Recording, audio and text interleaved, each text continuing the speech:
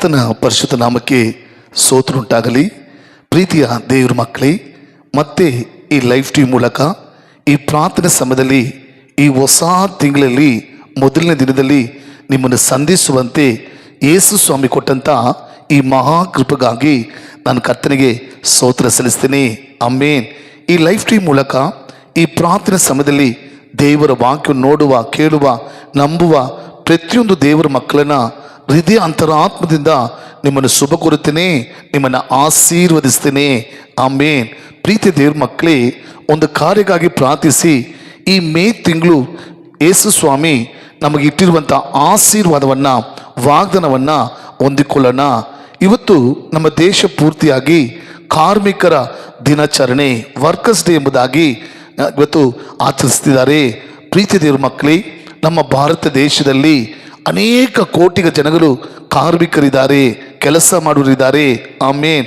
ಅನೇಕ ವಿಧಗಳಲ್ಲಿ, ಅನೇಕ ಕಾರ್ಯಗಳಲ್ಲಿ, ಅನೇಕ ಇಲಾಖೆಗಳಲ್ಲಿ ಅನೇಕ ವಿಧವಾದ ಕೆಲಸ ಮಾಡುವಂಥ ಕಾರ್ಮಿಕರು ನಾವು ನೋಡ್ತಿದ್ದೀವಿ.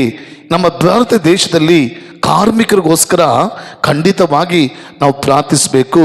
ಯಾಕಂದರೆ ಆ ಕಾರ್ಮಿಕರಿಲ್ಲ ಅಂದರೆ ನಮ್ಮ ದೇಶದಲ್ಲಿ ಒಂದು ಸಮೃದ್ಧಿಯನ್ನು, ಒಂದು ಅಭಿವೃದ್ಧಿಯನ್ನು, ಒಂದು ಸಮಾಧಾನವನ್ನು, ಒಂದು ಆಶೀರ್ವಾದವನ್ನು, ಒಂದು ಪರಿಶುದ್ಧವನ್ನು ನಾವು ನೋಡೋದಕ್ಕೆ ಸಾಧ್ಯ ಇಲ್ಲ. ಮಕ್ಕಳೇ, ಅನೇಕರು ಡಾಕ್ಟ್ರು ಅವರು ಕೆಲಸ ಮಾಡ್ತಿದ್ದಾರೆ, ಪೊಲೀಸ್ ಇಲಾಖೆರು ಅವರು ಕೆಲಸ ಮಾಡ್ತಿದ್ದಾರೆ, ನ್ಯಾಯಾಧೀಶರು ಅವರು ಕೆಲಸ ಮಾಡ್ತಿದ್ದಾರೆ.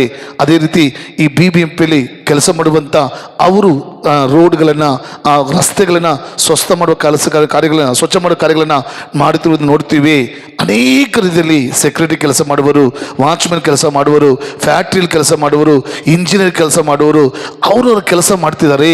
ಒಂದು ವೇಳೆ ನಮ್ಮ ದೇಶದಲ್ಲಿ ಕಾರ್ಮಿಕರಿಲ್ಲ ಅಂದರೆ ದೇಶದ ಪರಿಸ್ಥಿತಿ ಯಾವ ರೀತಿ ಇರಬೇಕು? ಆದರೆ ಒಂದು ದುಃಖವಾದ ಒಂದು ಸಂದೇಶ ಏನಪ್ಪ ಅಂದರೆ, ನಮ್ಮ ಭಾರತ ದೇಶದಲ್ಲಿ ಎಷ್ಟು ಕೋಟಿಗಟ್ಟ ಜನರಿಗೆ ಕೆಲಸ ಇಲ್ಲ. ಎಷ್ಟು ಯೌವನಸ್ಥರು ಚೆನ್ನಾಗಿ ಓದಿದ್ದಾರೆ, ಚೆನ್ನಾಗಿ ವಿದ್ಯಾಭ್ಯಾಸ ಮಾಡಿದ್ದಾರೆ, ಡಿಗ್ರಿ ಕೂಡ ಮುಗಿಸಿದ್ದಾರೆ. ಎಷ್ಟೋ ಯೌವನಸ್ಥ ಹುಡುಗರು ಇಂಜಿನಿಯರ್, ಮೆಕ್ಯಾನಿಕ್ ಎಲ್ಲ ಮಾಡಿದ್ದಾರೆ. ಆದರೆ ಕೆಲಸ ಇಲ್ಲದೆ ಕಂಪ್ನಿ ಇಳಿದು ಫೈಲ್ ಹಿಡ್ಕೊಂಡು ಕೆಲಸ ಹುಡುಗ ನೋಡ್ತೀವಿ.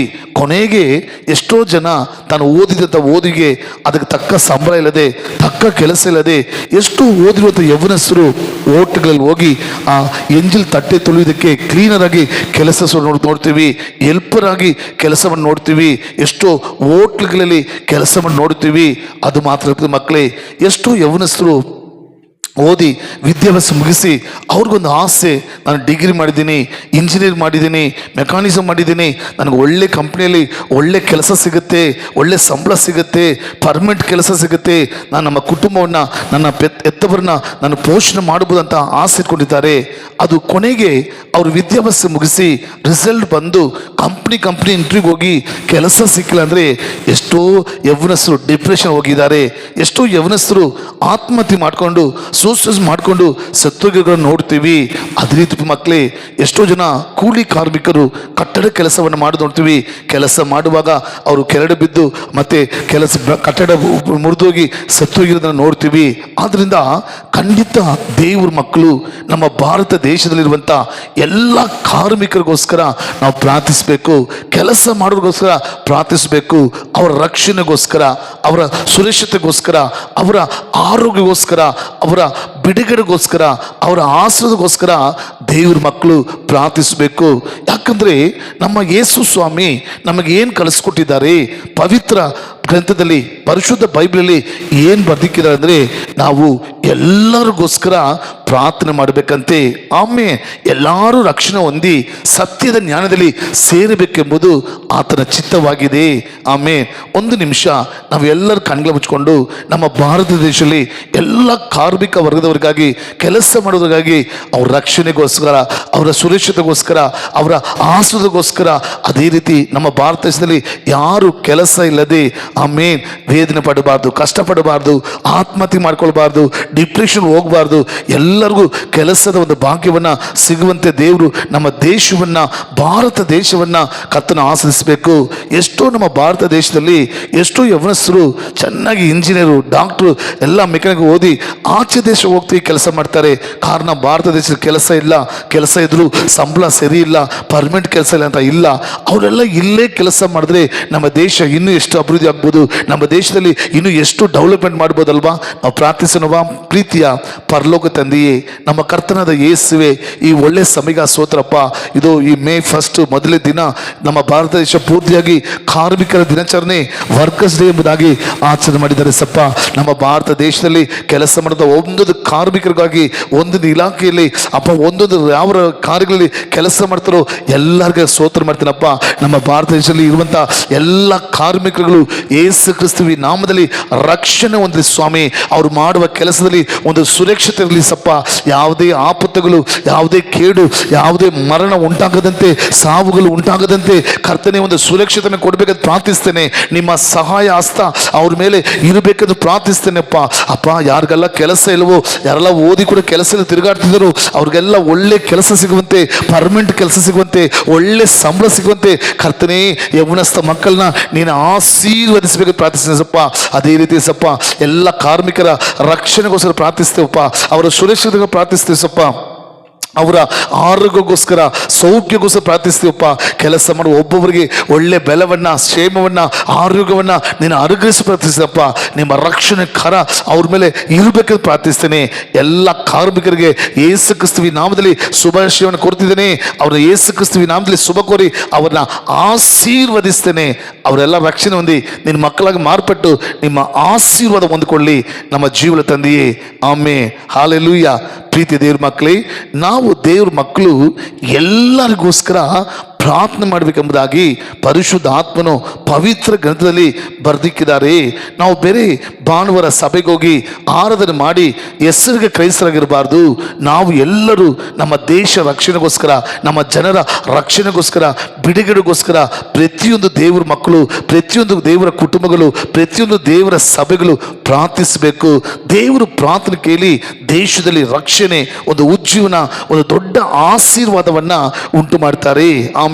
ಸರಿ ಪ್ರಿಯ ಮಕ್ಕಳೇ, ಈ ಮೇ ತಿಂಗಳು ಕೂಡ ದೇವರು ನಮಗಿಟ್ಟಿರುವಂಥ ಆಶೀರ್ವಾದ ವಾಗ್ದಾನವನ್ನು ನೋಡಿ, ಇವತ್ತು ವಾಗ್ದಾನ ಕೇಳುವುದು ಮಾತ್ರ ಅಲ್ಲ, ನೋಡುವುದು ಮಾತ್ರ ಅಲ್ಲ, ನಾವು ಇದನ್ನು ಹೊಂದಿಕೊಳ್ಬೇಕು. ಆಮೇನ್. ನಾನು ದೇವರ ಸಮಯದಲ್ಲಿ ಪ್ರಾರ್ಥಿಸಿ, ಎಸಪ್ಪ, ಈ ಮೇ ತಿಂಗಳು ನಿಮ್ಮ ಮಕ್ಕಳಿಗೆ ಏನು ವಾಗ್ದಾನ ಕೊಟ್ಟು ನೀವು ಆಶೀರ್ವದಿಸಿ ಈ ತಿಂಗಳು ನಡೆಸ್ತೀರಪ್ಪ ಎಂಬುದಕ್ಕೆ ಕಾಲುವಾಗ ದೇವರಿದ್ರು ಈಗೋ ಹೊಸ ಕಾರ್ಯವನ್ನ ಮಾಡುವೆನು. ಆಮೇನ್. ಹಲ್ಲೆಲೂಯಾ.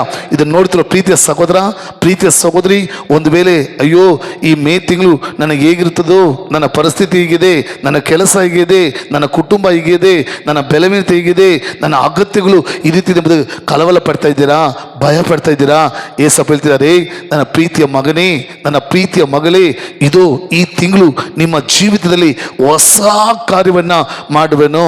ಆಮೇನ್. ಸತ್ಯವೇದದಲ್ಲಿ ನೋಡುವಾಗ ಯೆಶಾಯ ಬರೆದ ಪ್ರವಾದನ ಪುಸ್ತಕ 43ನೇ ಅಧ್ಯಾಯ 19ನೇ ವಾಕ್ಯ. ಯೆಶಾಯ 43:19. ಯೆಶಾಯ ಬರೆದ ಪ್ರವಾದ ಪುಸ್ತಕ 43ನೇ ಅಧ್ಯಾಯ 19ನೇ ವಾಕ್ಯ ಓದುವಾಗ, ಇಗೋ ಹೊಸ ಕಾರ್ಯವನ್ನು ಮಾಡುವೆನು, ಈಗ ತಲೆದೋರುತ್ತಲಿದೆ, ನಿಮಗೆ ಕಾಣುವುದಿಲ್ಲವೋ? ನಾನು ಅರಣ್ಯದಲ್ಲಿ ಮಾರ್ಗವನ್ನು ಏರ್ಪಡಿಸಿ ಅಡವಿಯಲ್ಲಿ ನದಿಗಳನ್ನು ಹರಿಸುವೆನು. ಆಮೇನ್. ಪ್ರೀತಿಯ ಸಹೋದರ, ಪ್ರೀತಿಯ ಸಹೋದರಿ, ಇಲ್ಲಿ ದೇವರು ಹೇಳ್ತಿದ್ದಾರೆ, ಇಗೋ ಹೊಸ ಕಾರ್ಯ ಮಾಡುವೆನು, ಈಗಲೇ ತಲೆದೋರುತ್ತಲಿದೆ, ನಿಮಗೆ ಕಾಣುವುದಿಲ್ಲವೋ? ನಾನು ಅರಣ್ಯದಲ್ಲಿ ಮಾರ್ಗವನ್ನು, ಅಡವಿಯಲ್ಲಿ ನದಿಗಳನ್ನು ಹರಿಸುವೆನು. ಈ ತಿಂಗಳು ಏಸಪ್ಪ ನಿಮ್ಮ ಜೀವಿತದಲ್ಲಿ ಈ ವಾಗ್ದಾನ ಪ್ರಕಾರ ನಡೆಸುವ ದೇವರಾಗಿದ್ದಾರೆ. ಹೊಸ ಕಾರ್ಯ ಮಾಡಿ ನಿಮ್ಮನ್ನು ಸಾಕ್ಷಿಯನ್ನಿಟ್ಟು ನಿಮ್ಮನ್ನು ಆಶ್ರಯಿಸುವ ದೇವರಾಗಿದ್ದಾರೆ. ಪ್ರೀತಿಯ ದೇವ್ರ ಮಕ್ಕಳೇ, ಈ ಮೇ ತಿಂಗಳು ಯಾರೆಲ್ಲ ದೇಶಕ್ಕಾಗಿ ಪ್ರಾರ್ಥಿಸ್ತಾರೋ, ದೇವರನ್ನ ಆರಾಧಿಸ್ತಾರೋ, ದೇವರಿಗೆ ಸೇವೆ ಮಾಡ್ತಾರೋ, ದೇವ್ರ ಮೇಲೆ ನಂಬಿಕೆ ಇಡ್ತಾರೋ, ಅವ್ರಿಗೆ ದೇವರು ಕೊಡುವಂಥ ವಾಗ್ದಾನ, ಇಗೋ ಹೊಸ ಕಾರ್ಯ ಮಾಡುವೆನು. ಆಮೇಲೆ ಈ ತಿಂಗಳು ನಿಮ್ಮ ಜೀವಿತದಲ್ಲಿ ದೇವರು ಹೊಸ ಕಾರ್ಯ ಮಾಡಿದ್ದಾರೆ. ಅಲ್ಲಿ ನೋಡಿ ವಾಕ್ಯ ಬಿಡಿದೆ, ಇಗೋ ಹೊಸ ಕಾರ್ಯ ಮಾಡುವನು, ಈಗ ತಲೆದೋರುತ್ತಲಿದೆ, ನಿಮಗೆ ಕಾಣುವುದಿಲ್ಲವೋ? ನಾನು ಅರಣ್ಯದಲ್ಲಿ ಮಾರ್ಗವನ್ನು ಏರ್ಪಡಿಸಿ ಅಡವಿಯಲ್ಲಿ ನಿಮ್ಮ ನದಿಗಳನ್ನ ಹರಿಸುವೆನು. ಆಮೇನ್. ಈ ಹೊಸ ಕಾರ್ಯಗಳು ಈಗಲೇ ನೀವು ಕೇಳುತ್ತಿರುವಾಗಲೇ ಈ ಮೊದಲನೇ ಮೇ ತಿಂಗಳು ಮೊದಲನೇ ದಿನದಲ್ಲಿ ಯೇಸು ಹೇಳ್ತಿದ್ದಾರೆ, ಮಗನೇ ಮಗಳೇ, ಈ ಹೊಸ ಕಾರ್ಯಗಳು ಈಗಲೇ ತಲೆದೋರುತ್ತಿದೆ. ನಿಮಗಾಗಿ ಮುಚ್ಚಲ್ಪಟ್ಟಂತ ಎಲ್ಲ ಮಾರ್ಗಗಳನ್ನ ಕರ್ತನು ತೆಗೆಯಲಿದ್ದಾರೆ. ಆಮೇಲೆ ನಿಮಗಾಗಿ ಇಲ್ಲದಿರುವ ಆಶೀರ್ವಾದನ ಈ ಮೇ ತಿಂಗಳು ಕರ್ತನು ಉಂಟು ಮಾಡಲಿದ್ದಾರೆ. ನಿಮಗೆ ಕಾಣ್ತಾ ಇಲ್ವಾ? ನಂಬಿಕೆ ಇಲ್ವಾ? ವಿಶ್ವಾಸ ಇಲ್ವಾ? ನಿರೀಕ್ಷೆ ಇಲ್ವಾ? ಒಂದು ವೇಳೆ ನಂಬಿಕೆ ಇಲ್ಲದೆ, ವಿಶ್ವಾಸ ಇಲ್ಲದೆ, ನಿರೀಕ್ಷೆ ಇಲ್ಲದೆ ನೀವು ಆಶೀರ್ವಾದ ಕಾಣದೆ ಈ ವಾಕ್ಯವನ್ನು ನೋಡುತ್ತಿದ್ದೀರಾ, ನೀವು ಚಿಂತೆಯಲ್ಲಿ ಮುಳುಗಿದ್ದೀರಾ. ಪ್ರೀತಿಯ ಸಹೋದರ, ಪ್ರೀತಿಯ ಸಹೋದರಿ, ಯೇಸಪ್ಪ ಹೇಳ್ತಾರೆ, ಇದು ನಿಮಗೋಸ್ಕರ ಇದುವರೆಗೂ ಮುಚ್ಚಲ್ಪಟ್ಟಂತ, ತಡೆ ಮಾಡಲ್ಪಟ್ಟಂತ ಎಲ್ಲ ಬಾಗಿಲನ್ನ ತೆರೆದು ಹೊಸ ಮಾರ್ಗವನ್ನ ನಿಮಗೆ ತೆಗೆದಿದ್ದೇನೆ. ಆಮೇನ್. ಅರಣ್ಯದಲ್ಲಿ ಮಾರ್ಗವನ್ನ, ಆಮೇನ್, ಅಡವಿಗಳಲ್ಲಿ ನದಿಗಳನ್ನ ನಿಮಗೆ ಹರಿಸುವುದಿದೆ. ಆಮೇನ್. ಅದರಿಂದ ನಿಮಗೆ ಈ ದೇವರ ವಾಕ್ಯ, ದೇವರು ನಿಮಗೋಸ್ಕರ ಅರಣ್ಯದಲ್ಲಿ ಮಾರ್ಗ ತೆಗೆದು ನಿಮಗೆ ಕಾಣುತ್ತಿಲ್ವಾ? ನಿಮಗೆ ನಂಬಿಕೆ ಇಲ್ವಾ? ವಿಶ್ವಾಸ ಇಲ್ವಾ? ನಿಮಗೆ ದೇವರ ಮೇಲೆ ನಿರೀಕ್ಷೆ ಇಲ್ವಾ? ಯೇಸಪ್ಪ ಹೇಳ್ತಿದ್ದಾರೆ, ನೀನು ನಂಬಿದ್ರೆ ದೇವರ ಮಹಿಮೆ ಕಾಣುವಿ. ಆಮೇನ್. ಸಹೋದರ, ಸಹೋದರಿ, ನೀವು ನಂಬಿದ್ರೆ ದೇವರ ಮಹಿಮೆನ ಕಾಣುತ್ತೀರಿ. ಆಮೇನ್. ಹಲ್ಲೆಲೂಯಾ. ಪ್ರೀತಿಯ ಸಹೋದರ, ಪ್ರೀತಿಯ ಸಹೋದರಿ, ನೋಡಿ, ಇದುವರೆಗೂ ಒಂದು ವೇಳೆ ನಿಮ್ಮ ಜೀವಿತದಲ್ಲಿ ಅನೇಕ ಕಷ್ಟಗಳನ್ನ ಅನುಭವಿಸಿರ್ಬೋದು, ಅನೇಕ ವೇದನೆಗಳನ್ನ ಅನುಭವಿಸಿರ್ಬೋದು, ಅನೇಕ ದುಃಖಗಳನ್ನ ಅನುಭವಿಸಿರ್ಬೋದು, ನಿಮ್ಮ ಶರೀರದಲ್ಲಿ ಅನೇಕ ವ್ಯಾಧಿಗಳನ್ನ ಅನುಭವಿಸಿರ್ಬೋದು, ನಿಮ್ಮ ಜೀವಿತ ಕಣ್ಣೀರಲ್ಲಿ ಮುಳುಗಿರ್ಬೋದು, ಎಲ್ಲ ಮಾರ್ಗಗಳು ಬಾಗಿಲು ಮುಚ್ಚಲ್ಪಟ್ಟಿರ್ಬೋದು. ಆದರೆ ಈ ಮೇ ತಿಂಗಳು ಹೆಸರಿದ್ದಾರೆ, ಈಗೋ ಹೊಸ ಕಾರ್ಯವನ್ನು ಮಾಡಿ, ಆಮೇಲೆ ಅರಣ್ಯದಲ್ಲಿ ಮಾರ್ಗವನ್ನ ಉಂಟು ಮಾಡಿ ಅಡವಿಗಳಲ್ಲಿ ನದಿಗಳನ್ನ ನಿಮಗೆ ಹರಿಸುವೆನು. ಅದರಿಂದ ಈ ಮೇ ತಿಂಗಳು ಪ್ರತಿ ಮಕ್ಕಳೇ ಕರ್ತನು ನಿಮಗಾಗಿ ಹೊಸ ಕಾರ್ಯ ಮಾಡಿದ್ದಾರೆ. ಆಮೇಲೆ ನಿಮಗೋಸ್ಕರ ಯೇಸಪ್ಪ ಹೊಸ ಮಾರ್ಗಗಳನ್ನ, ಹೊಸ ಕೃಪೆಗಳನ್ನ, ಹೊಸ ಆಶೀರ್ವಾದಗಳನ್ನ, ಹೊಸ ಅಭಿಷೇಕಗಳನ್ನ, ಹೊಸ ಕಾರ್ಯಗಳನ್ನ ದೇವರು ಉಂಟು ಮಾಡಿದ್ದಾರೆ. ಆಮೇನ್. ಹಲ್ಲೆಲೂಯಾ. ಎಷ್ಟು ಜನ ನಂಬ್ತೀರಾ? ಎಷ್ಟು ಜನ ವಿಶ್ವಾಸ ಮಾಡ್ತೀರಾ? ಈ ತಿಂಗಳು ಯೇಸಪ್ಪ ನನ್ನ ಜೀವಿತದಲ್ಲಿ ಹೊಸ ಕಾರ್ಯ, ಹೊಸ ಕೃಪೆ, ಹೊಸ ಆಶೀರ್ವಾದ, ಹೊಸ ಮಾರ್ಗಗಳನ್ನ, ಹೊಸ ಅಭಿಷೇಕಗಳು ಕೊಟ್ಟು ದೇವರು ನನಗೋಸ್ಕರ ತಿಂಗಳು ದೇವರು ಅದ್ಭುತಗಳು ಮಾಡಲಿದ್ದಾರೆ. ಆಮೇಲೆ ಅಪ್ಪ ಹೇಳ್ತಿದ್ದಾರೆ, ಈಗಲೇ ಈಗಲೇ ಈ ಕ್ಷಣನೇ ಈ ವಾಕ್ಯವನ್ನು ಕೇಳಿ, ಈ ದೇವರ ವಾಗ್ದಾನ ನಂಬಿ, ಯಾರೆಲ್ಲ ನಂಬಿಕ್ತಾ ಇದ್ದೀರೋ, ವಿಶ್ವಾಸ ಮಾಡ್ತಿದ್ದೀರೋ, ನೀವು ನಿರೀಕ್ಷೆ ಮಾಡ್ತಿದ್ರು, ಈಗಲೇ ಆ ಕಾರ್ಯಗಳು ತಲೆದೋರುತ್ತಿದೆ. ನಿಮಗೆ ಕಾಣ್ತಾ ಇಲ್ವಾ? ನಿಮಗೆ ನಂಬಿಕೆ ಇಲ್ವಾ? ನಿಮಗೆ ವಿಶ್ವಾಸ ಇಲ್ವಾ? ನಿಮಗೆ ನಿರೀಕ್ಷೆ ಇಲ್ವಾ? ಯೇಸಪ್ಪ ಮಗನೇ, ನಂಬಿದರೆ ದೇವರ ಮಹಿಮೆ ನೋಡ್ತಿ. ನೋಡಿ, ಇನ್ನೊಂದು ವಾಕ್ಯ ನೋಡುವಾಗ ನೀವು ನೆಹಮ್ಯನ ಬರೆದ ಪತ್ರಿಕೆ 6ನೇ ಅಧ್ಯಾಯ 16ನೇ ವಾಕ್ಯ, ನೆಹಮ್ಯ 6:16, ಇಲ್ಲಿ ವಾಕ್ಯನು ನೋಡುವಾಗ, ಈ ಕಾರ್ಯವು ನಮ್ಮ ದೇವರಿಂದಲೇ ಪೂರೈಸಿತು ಎಂದು ಅವರಿಗೆ ಮಂದಟಾಯಿತು. ಆಮೇಲೆ ನನ್ನ ಪ್ರೀತಿಯ ಸಹೋದರ, ನನ್ನ ಪ್ರೀತಿಯ ಸಹೋದರಿ, ಇದುವರೆಗೂ ನಿಮ್ಮ ಜೀವನದಲ್ಲಿ ಯಾವ ಯಾವ ಕಾರ್ಯಗಳು, ಯಾವ ಯಾವ ಮಾರ್ಗಗಳು ತಡೆಯಲ್ಪಟ್ಟಿದೆಯೋ, ಮುಚ್ಚಲ್ಪಟ್ಟಿದೆಯೋ, ಕಟ್ಟಲ್ಪಟ್ಟಿದೆಯೋ, ಅದೆಲ್ಲ ಯೇಸಪ್ಪ ಹೇಳ್ತಿದ್ದಾರೆ, ಈ ತಿಂಗಳು ನಿಮಗೆ ಹೊಸ ಕಾರ್ಯ ಮಾಡೋದು ಮಾತ್ರ ಅಲ್ಲ, ನಿಮಗೋಸ್ಕರ ಮುಚ್ಚಲ್ಪಟ್ಟಂತ, ತಡೆಯಾಗಲ್ಪಟ್ಟಂತ, ಕಟ್ಟಲ್ಪಟ್ಟಂತ ಎಲ್ಲ ಕಾರ್ಯಗಳನ್ನ, ಮಾರ್ಗವನ್ನ ನಾನು ತೆರೀತೇನೆ. ನಿಮಗೆ ಆಶೀರ್ವಾದ, ನಿಮ್ಮ ಜೀವನದಲ್ಲಿ ಏನು ಆಶೀರ್ವಾದ ಇಲ್ಲ ಅಂತ ನೀವು ಚಿಂತೆ ಪಡ್ತಾ ಇದ್ದೀರೋ, ಆ ಆಶೀರ್ವಾದಗಳನ್ನ ದೇವರು ಉಂಟು ಮಾಡಲಿದ್ದಾರೆ. ನೋಡಿ, ಅಲ್ಲಿ ವಾಕ್ಯ ಹೇಳ್ಬಿಟ್ಟಿದೆ, ಈ ಕಾರ್ಯವು ಅಂದ್ರೆ ಈ ತಿಂಗಳು ನಿಮಗೆ ಮಾಡುವಂತ ದೇವರ ಅತಿಶಯಗಳು, ದೇವರ ಅದ್ಭುತಗಳು, ದೇವರ ಹೊಸ ಕಾರ್ಯಗಳು, ದೇವರ ಹೊಸ ಕೃಪೆ, ಹೊಸ ಅಭಿಷೇಕ, ಹೊಸ ಮಾರ್ಗಗಳನ್ನ ನೀವು ಹೊಂದ್ಕೊಳ್ತೀರಲ್ಲ, ನೀವು ಈ ತಿಂಗಳು ಸಾಕ್ಷಿ ಹೇಳ್ತೀರಾ, ದೇವರ ನಾಮವನ್ನ ಘನಪಡಿಸ್ತೀರಾ. ಕಾರಣ ನೋಡಿ, ಈ ಕಾರ್ಯವು ನಮ್ಮ ದೇವರಿಂದಲೇ ಪೂರೈಸಿತು ಎಂದು ಅವರಿಗೆ ಮಂದಾಟಾಯಿತು. ಆಮೇಲೆ ಕಾರಣ, ಈ ತಿಂಗಳು ದೇವರು ನಿಮ್ಮ ಜೀವನದಲ್ಲಿ ಹೊಸ ಕಾರ್ಯಗಳ, ಹೊಸ ಮಾರ್ಗಗಳನ್ನ ಉಂಟು ಮಾಡಿ ದೇವರು ಅದ್ಭುತಗಳನ್ನ ಮಾಡಲಿದ್ದಾರೆ. ಒಂದು ವೇಳೆ ಪ್ರೀತಿಯ ಸಹೋದರ, ಒಂದು ವೇಳೆ ಪ್ರೀತಿಯ ಸಹೋದರಿ, ನೀವು ಹೇಳ್ಬೋದು, ಅಪ್ಪ ಎಲ್ಲ ಮಾರ್ಗಗಳು, ಎಲ್ಲ ದಾರಿ ಮುಚ್ಚಲ್ಪಟ್ಟಿದೆ, ಎಲ್ಲ ಆಶೀರ್ವಾದಗಳು ಕಟ್ಟಲ್ಪಟ್ಟಿದೆ, ತಡೆಯಾಗಿದೆ ಅಂತಿದ್ದೀರಾ. ಕರ್ತನಿರ್ತಾರೆ, ಇದು ನಾನು ನಿನ್ನ ಮುಂದೆ ಹೋಗಿ ದಿನಗಳನ್ನ ಸಮ ಮಾಡಿ ಕಬ್ಬಿಣದ ಬಾಗಿಲು ಬುದ್ಧಿ ತಾಮ್ರದ ಕದವು ಹೊಡೆದಾಕಿ ನಾನು ನಿನಗೆ ಇಟ್ಟಿರುವಂಥ ಆಶೀರ್ವಾದಗಳನ್ನು ಈ ತಿಂಗಳು ನೀನು ಹೊಂದ್ಕೊಳ್ತೀಯ.